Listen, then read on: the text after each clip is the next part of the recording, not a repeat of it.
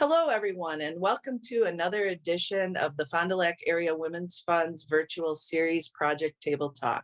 This is an educational series designed to bring out issues from the Fond du Lac County community that sometimes are not talked about. I'm Maria Turner, the Executive Director of the Fond du Lac Area Women's Fund, and I'm joined today by guests Ben Giles and Tracy Reinhardt, who are with the Fond du Lac Historical Society, and Cheri Welch, a member of the Brothertown Tribe. Today's discussion is meant to help educate about past and present circumstances for Native Americans in our community, as well as honor November as Native American Heritage Month. So let's start there with a little bit of background on Native American Heritage Month. The plan to set aside time to honor Native Americans within our country began more than 100 years ago when then President Calvin Coolidge did a proclamation on September 28th, 1915, to set aside the second Saturday of May as American Indian Day. This proclamation was the first formal appeal to the country to recognize Indigenous people as citizens of the United States. The year prior to that proclamation, Red Fox James, a Blackfoot Indian, also did some advocacy for Indigenous people. He rode from state to state asking for support in honoring Native Americans. His efforts were able to garner the support of 24 states, and he presented that to the White House in 1914. Unfortunately, nothing came of that effort until Coolidge's proclamation a year later. From that first American Indian Day in May 1916, it took many years before, in 1990, then President George H.W. Bush approved a bipartisan resolution to designate November 1990 as Native American Indian Heritage Month. Today, November continues to be a time to recognize the contributions of Indigenous people to our country's history, as well as educate about how that history has included genocide and racism and forced assimilation to the Indigenous people by white people. So not all of that history is positive, and educating about that, I think, is important in telling the true story of our country's history.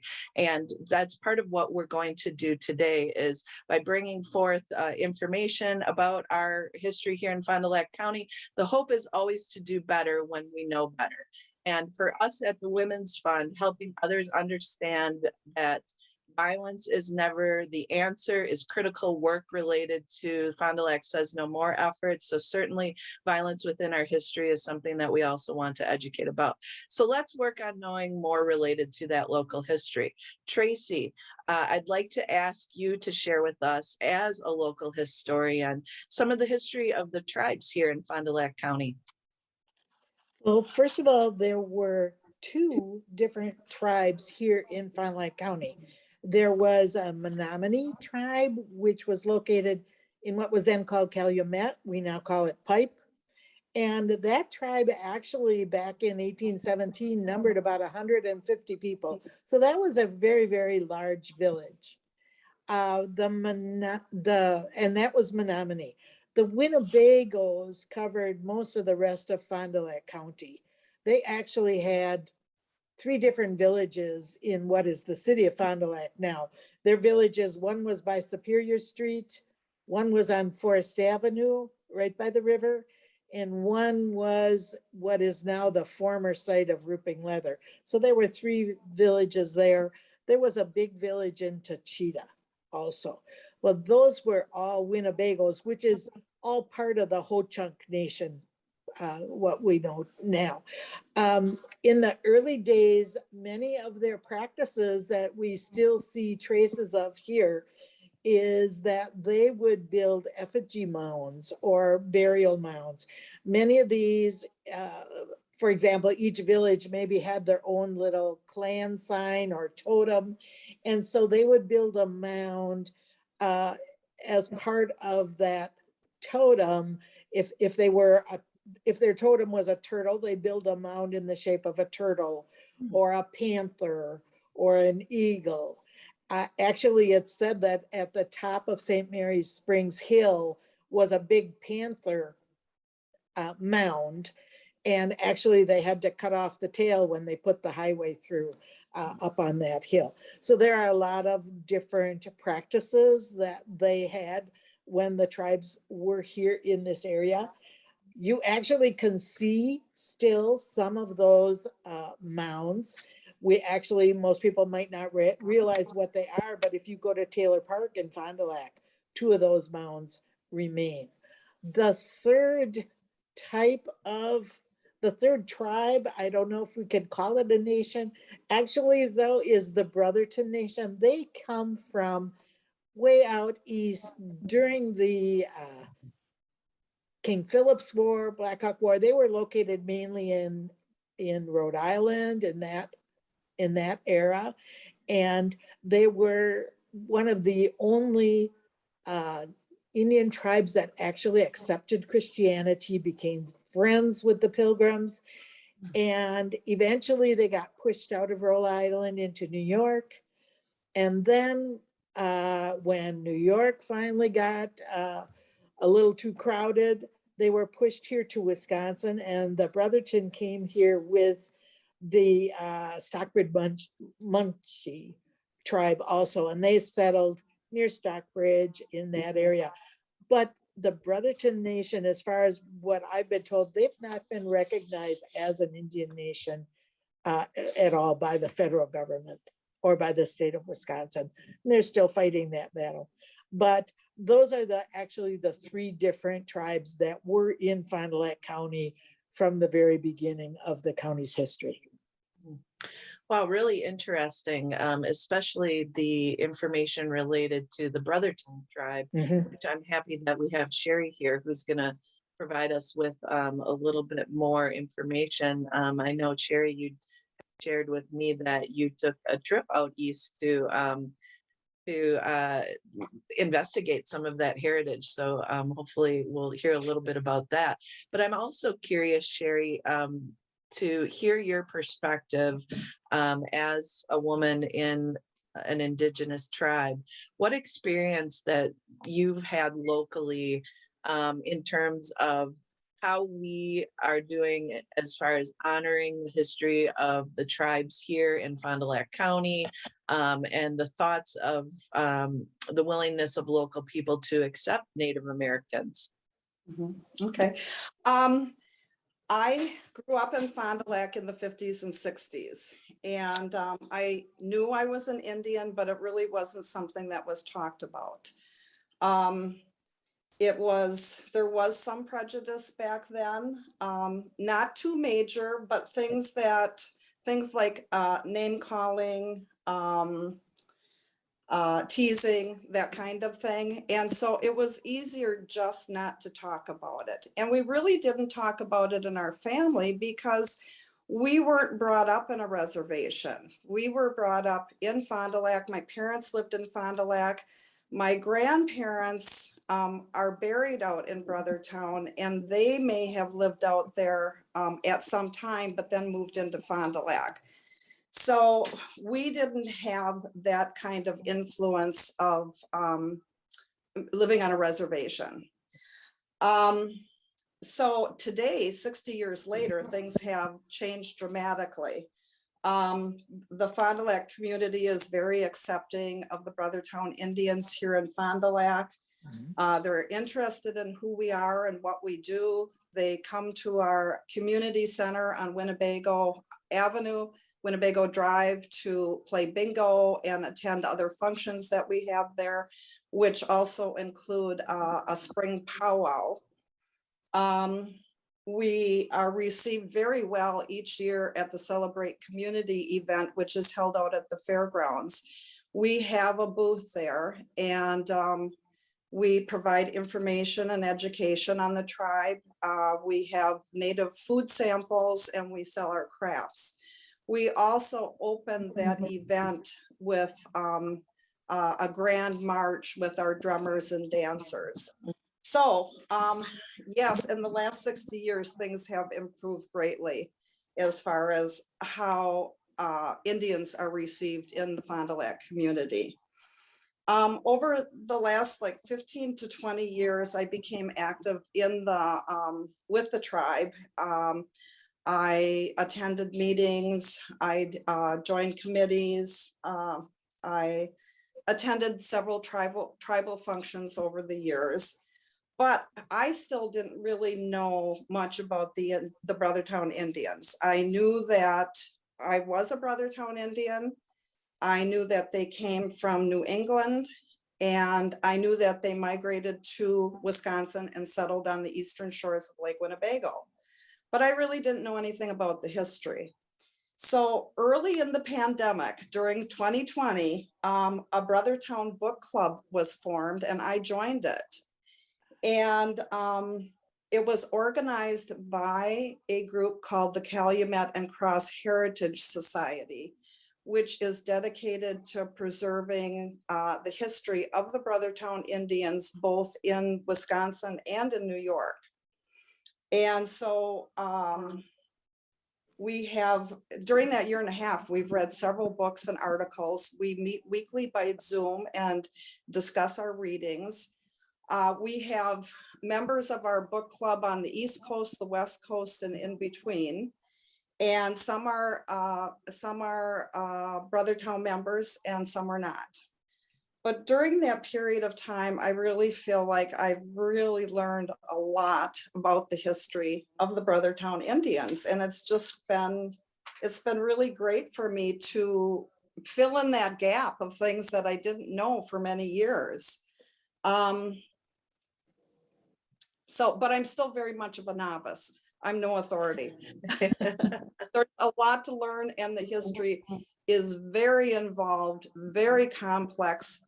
Many moves occurred due to a variety of reasons, often land encroachment and bad treaties and land leases and that kind of thing. The Brothertown Nation, the Indian tribe, was formed by 7 tribes in southern New England who had become decimated after war, disease, and a variety of other things, and they really couldn't make it on their own. And so they made arrangements to move up to northern upstate New York onto Oneida Indian property.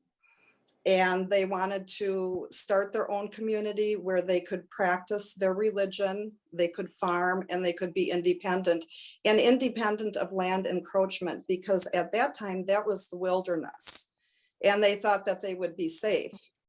But they started this move just before the Revolutionary War. They had to stop the move and move elsewhere during the war, and then when they returned, the land had all been, what they had done had all been burned. So they had to start all over again. And so they did start over, and Brothertown was established in New York in 1785. And they became a very self-sufficient, independent community, and it was going very well. But then land encroachment began once again, and it really, negatively affected the way that they were able to live their lives. And so there were other moves that took place. There were some tribal members moved to Ohio and Indiana. And then eventually the move to Wisconsin occurred. And so anyway, there have been many moves that have occurred over these years, and usually for the same reason, because of land encroachment or forced relocation.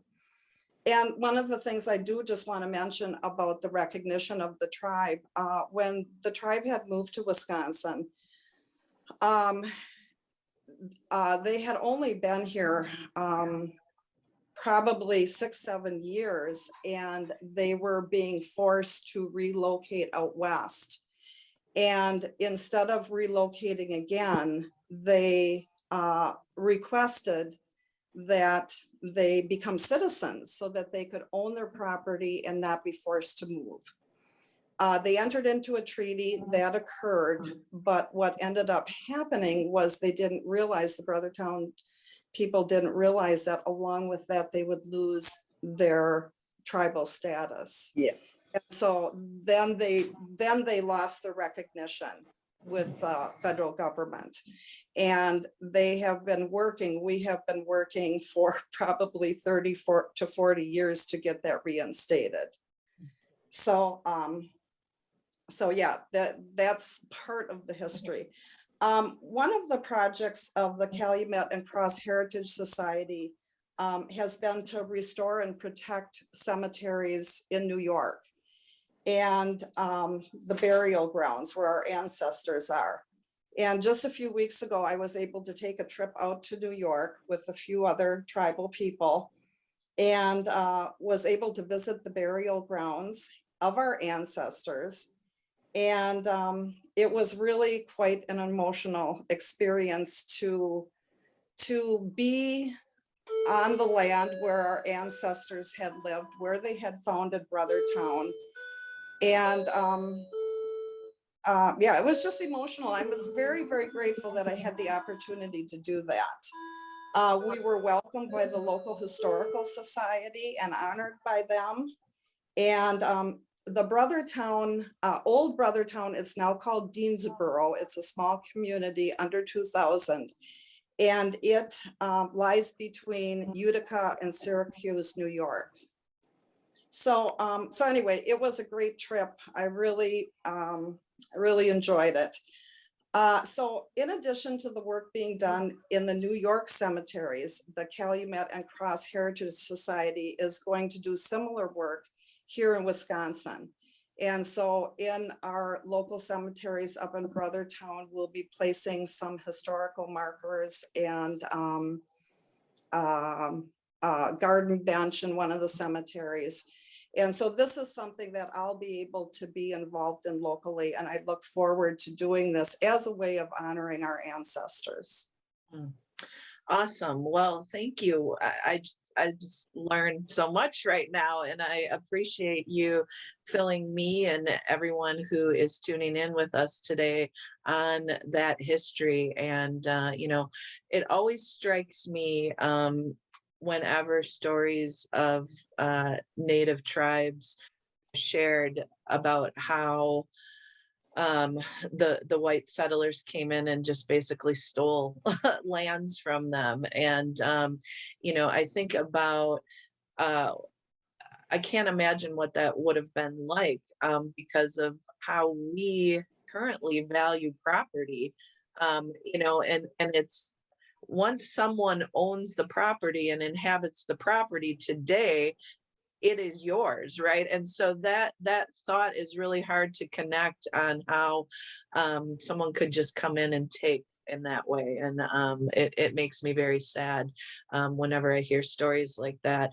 I'm also struck by the resilience of Native people in I mean, not by choice, of course, being forced to move and move again and things like that, but I'm appreciative of your ability to have survived and be able to continue to tell those stories and bring out the true history of what happened to your people. And I certainly hope that you're able to get that bad treaty reversed at some point here.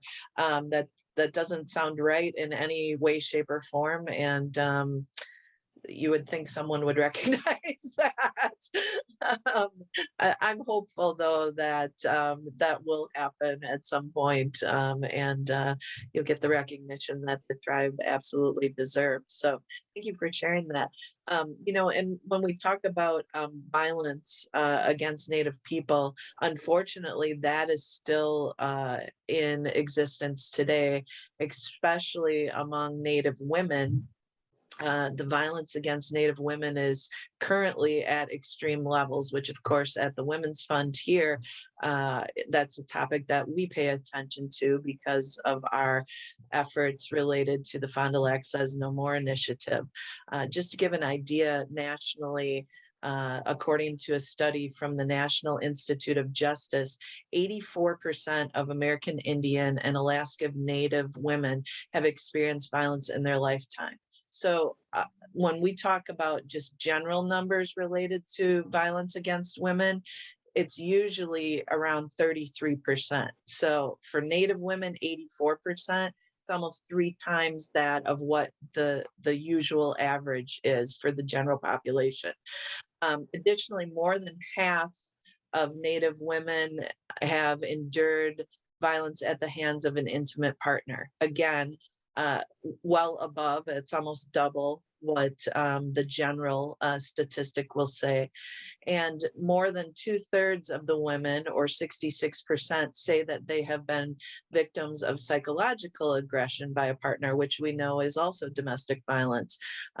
It's not just the physical violence that leaves an impact on victims. So what else? I got more bad statistics here. More than half of Native women report having been sexually assaulted at some point in their lives, and 48% have been stalked. Again, those are all numbers that are just disproportionately high, and something that we need to be aware of and pay attention to. So Cheri, how do you feel about hearing those types of statistics? I know you were a social worker, you're a retired social worker, so you've dealt with these topics within your career in the general population, and now with hearing that amongst tribal women, what are your feelings on that? Well, I was quite shocked when I actually saw those numbers, and saddened. It's just it's staggering, really. It's not something that I have done any study or research on, so it's not something that I can address, but I'm really glad that those statistics are out there, and I'm really glad that it's gaining a lot of attention now and coming to the attention of people who are in positions to try to help this situation.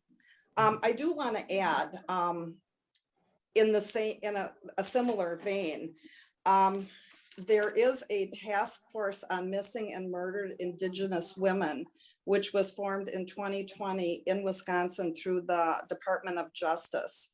And it's made up of a variety of individuals throughout the state. And we even have one of our members at the Brothertown Indian Nation who is a participant on this task force.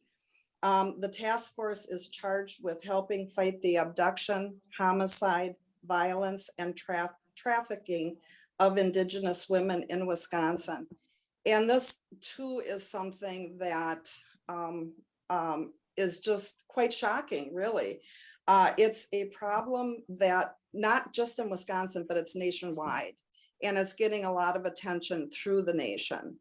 And so, which is a good thing, because I think along with Wisconsin, more and more states will be working towards trying to address these issues. Mm-hmm. Yeah, when we talked, Cheri, I was thankful to hear that task force had gotten underway, and that's something that after this conversation I plan to investigate a little bit more and see if there's a way that we can get involved with that, we and maybe some of the other women's funds throughout the state, because it's clearly an issue that we should be a part of. So I appreciate that learning as well. So on that vein, Ben, I know that you took part in the first focus group for our phase 2 of the Fond du Lac Says No More initiative, when we were asking local men for their perspectives on ending violence against women and children here in Fond du Lac County. You are now in a relatively new leadership role as ED of the Fond du Lac Historical Society. You also serve on the city council. So tell us your thoughts on how we as a community can take the history of Indigenous people here, create an understanding about it, and work toward positive outcomes for local Native Americans, especially in the realm of ending violence against women and children.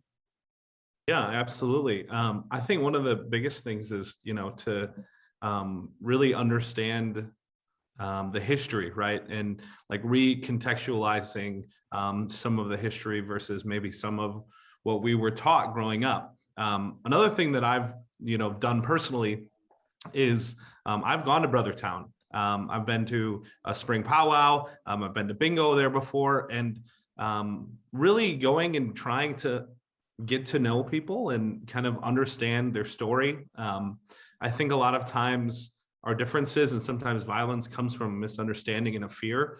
And, not being afraid to go there and to try to get to know people and meet people is a healthy start. I'm also, as you said, I'm on the city council. I think the Fond du Lac Police Department has done a really good job forming relationships as of late, right?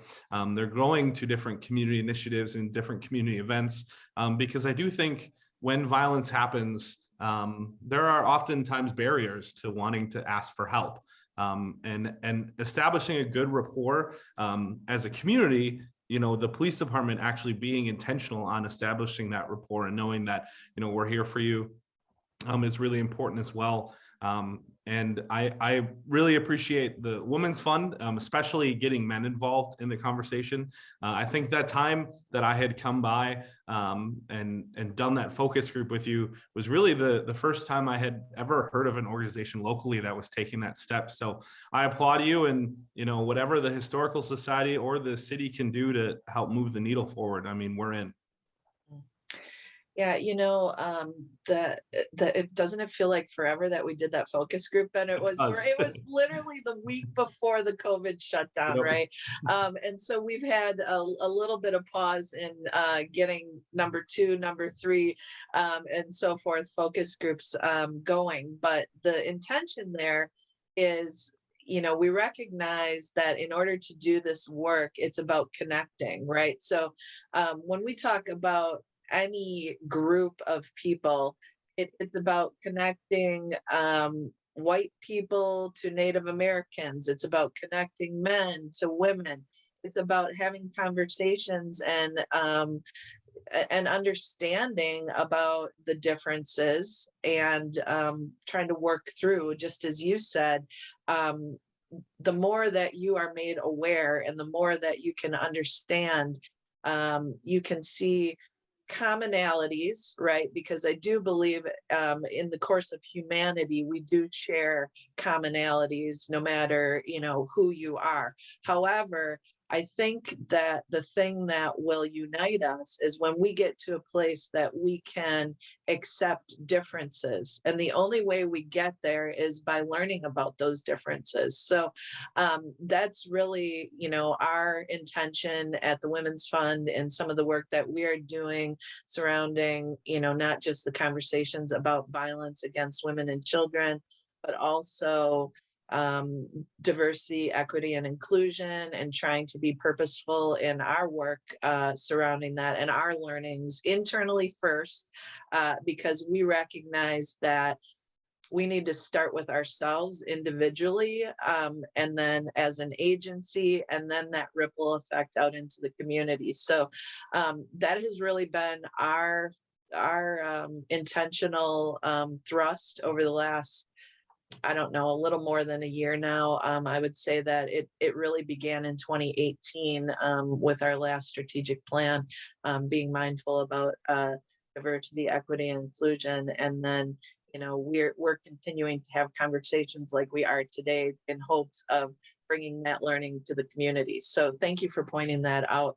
I am so appreciative of the 3 of you coming on today and having this conversation. Cheri, I want to go to dinner or drinks or something with you at some point so I can learn more. It's super interesting to me.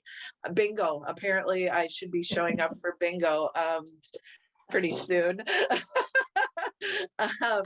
But I appreciate you sharing with us that knowledge and perspective of being a member of the tribe.